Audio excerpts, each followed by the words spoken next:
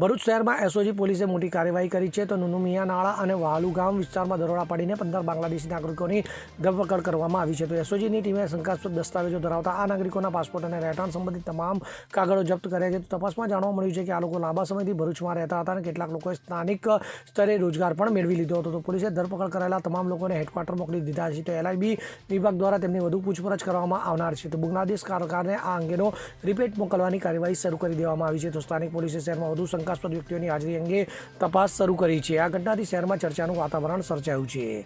જીતુ રાણા સાથે CN24 news Bharuch. હવે જુઓ દેશ દુનિયાની તમામ ખબરો તમારી આંગળીના ટેરવે. ઉઠાવો મોબાઈલ અને Google Play Store પરથી ડાઉનલોડ કરો અમારી CN24 ન્યૂઝ મોબાઈલ એપ.